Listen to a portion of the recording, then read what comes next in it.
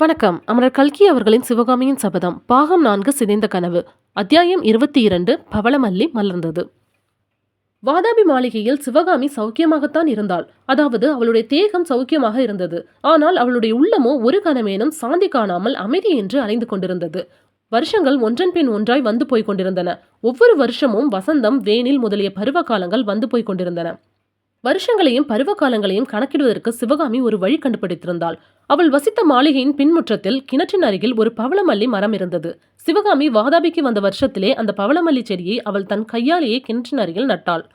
நாகநந்தி அடிகள் அஜந்தா மலை பிராந்தியத்தை பற்றி வர்ணனை செய்த போது அந்த பிரதேசத்தில் ஆவணி புரட்டாசி மாதங்களில் கணக்கில்லாத பாரிஜாத மலர்கள் புஷ்பித்து குலுங்கும் என்றும் அந்த நறுமலர்களின் இனிய மனம் நெடுந்தூரம் காற்றிலே பரவி அந்த பக்கம் வருவோர்க்கெல்லாம் இன்ப போதையை உண்டாக்கும் என்றும் சொன்னார். அதை கேட்ட சிவகாமி அந்த செடிகளில் ஒன்றை தனக்காக கொண்டு தர வேண்டும் என்று வேண்டிக் கொண்டாள். அவளுடைய வேண்டுகோளை கட்டளையாக மதித்த புத்த பிக்ஷு சீக்கிரத்தில் அஜந்தா மலை பிராந்தியத்திலிருந்து பவளமல்லி செடி ஒன்று தெரிவித்துக் கொடுத்தார். அந்த செடியை சிவகாமி நட்டு கண்ணும் கருத்துமாய் பாதுகாத்து வந்தாள். கண்ணீருடனும் தண்ணீரும் விட்டு வளர்த்து வந்தாள்.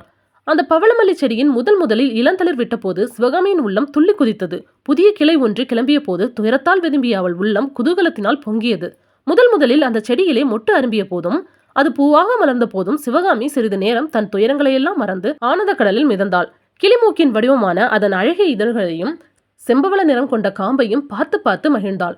நேரமாக ஆக சூரியன் வான மார்க்கத்தில் ஏற அந்த மெல்லிதழ் மலர் வர வர வாடி சுருங்கி கடைசியில் கருகி உதிர்ந்த போது தற்காலிகமாக குளிர்ந்து தளித்திருந்த அவளுடைய இருதயமும் வாடி கருகி தீந்தது.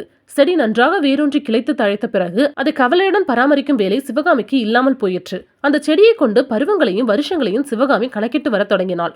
மனிதர்களின் எலும்பு வரை குளிர செய்த பனிக்காலத்தில் அந்த பவள மல்லிகை மரத்தின் இலைகள் எல்லாம் காய்ந்து உலரத் தொடங்கும்.